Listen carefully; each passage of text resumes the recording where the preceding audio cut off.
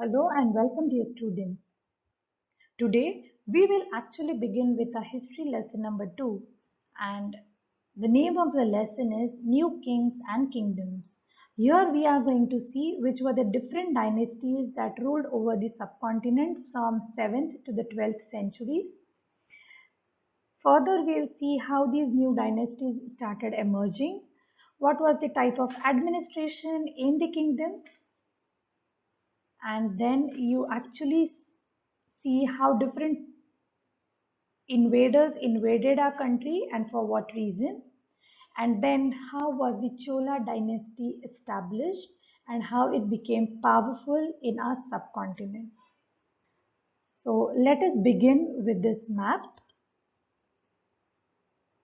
Yes, this map shows you the different dynasties in different parts of our subcontinents, right, during the 7th and the 12th centuries. And these are actually the major ruling dynasties. If you see the Chahamanas, which we know as Chauhans, we have the Gurjara Pratiharas, the Chandelas, the Parmars. Towards the east, we have the Palas. Then towards the central part or in Maharashtra or the Deccan Plateau, we have the Rashtrakutas, and towards the southern part we have the Cholas, the Cheras and the Pandyas. So these are a few to mention the major ruling dynasties.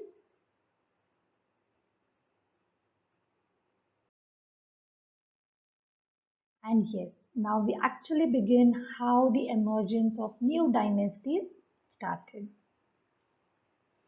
Now, during the 7th century, you can say there were many big landlords, or you can say the warrior chiefs of the earlier rulers, and these people started capturing different parts of the subcontinent and they started ruling there. And then some kings who were already existing over those areas, they often acknowledged these big landlords or warrior chiefs as subordinates or samans. Right? So these big landlords or warrior chiefs were known as subordinates or samans by the kings who were there originally from those different areas. Now, what was the duty of the samans? These samans generally provided with a military support to the king. Maybe most of the times we know that if the king wants to invade some other kingdom or some other area, he has his own armed forces. But still, if he needs more support, the support was provided by the samans. And whenever these samans used to come and greet the kings, they always brought some gifts for their overlords or for the king. Slowly and gradually, what happened? These Samans started gaining power as well as wealth. Yes, they became powerful and wealthy. And then they declared themselves to be the rulers of those area. Maybe sometimes they called themselves as Mahamandaleshwar or Mahasamans. And in some cases, they actually tried to overpower their lords. That means they actually tried to conquer the kingdom where they resided. So they became so powerful day by day. Why? Because when they provided the military support, the kings usually rewarded them with different gold, silver, gems, and different kinds of coins, jewelries, and so they started to gain a lot of wealth.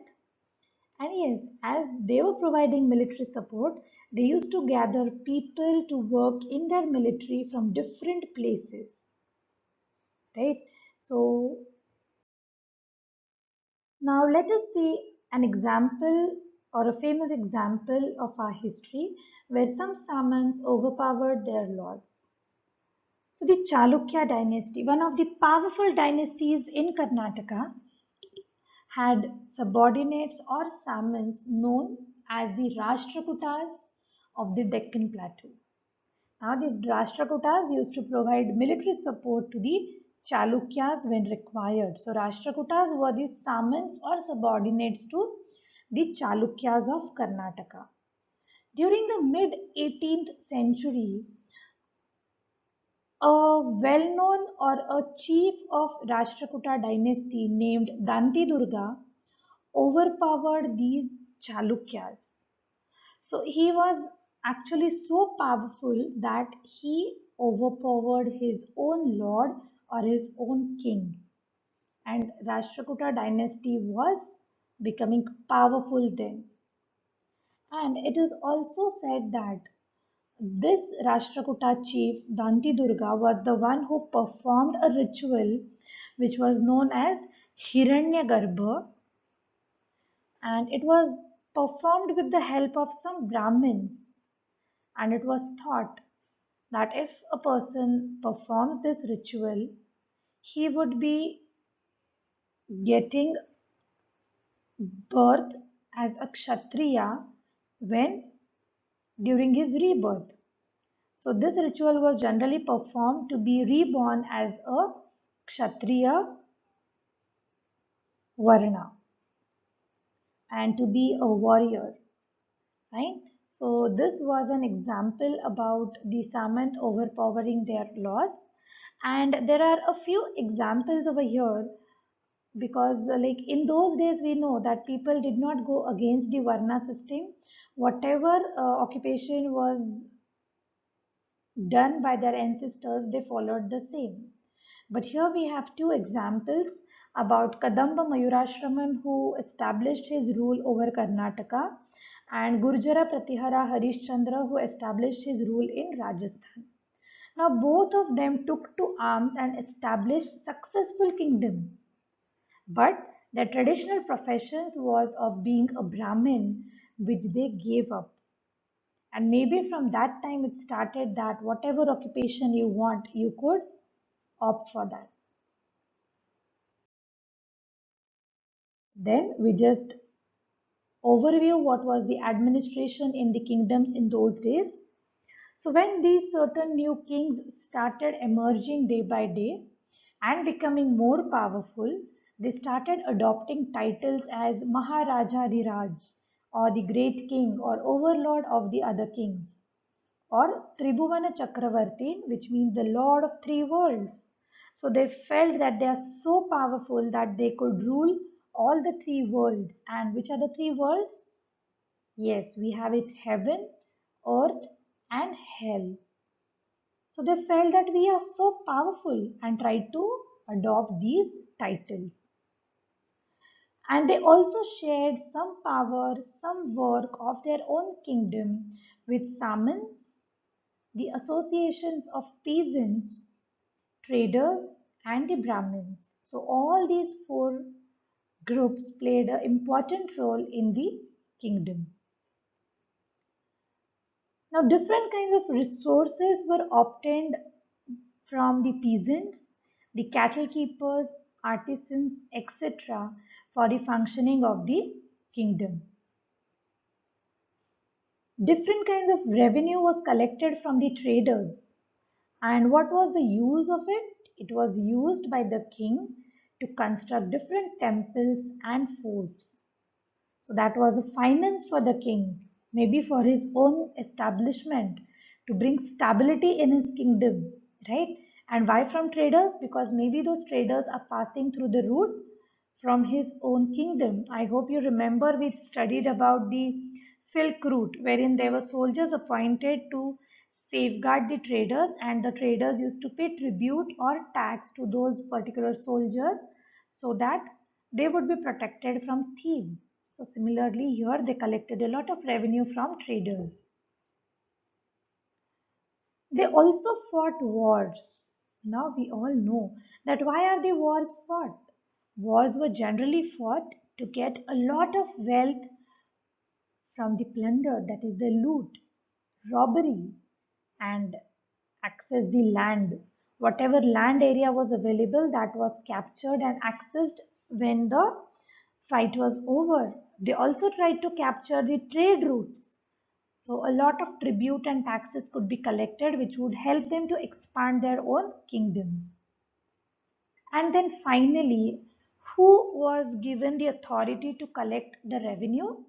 There were some influential families, maybe who are the rich landlords, or from years they are working with the king. They have a good relations, family relations with them. So they were given the authority to collect the taxes.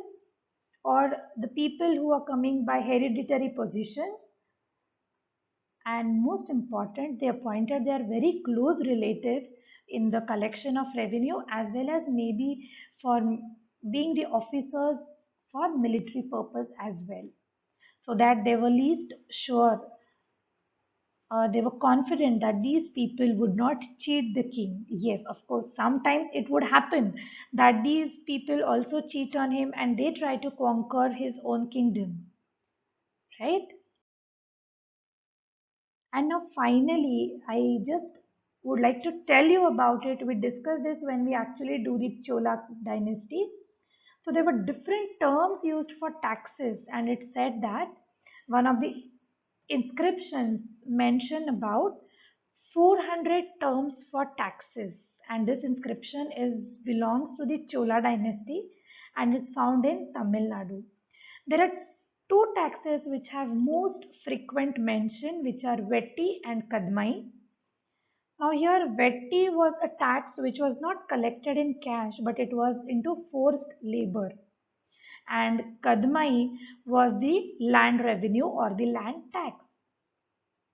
And maybe the other kind of taxes were taken on thatching the houses, climbing ladder to palm trees, assess on succession to the family property, etc.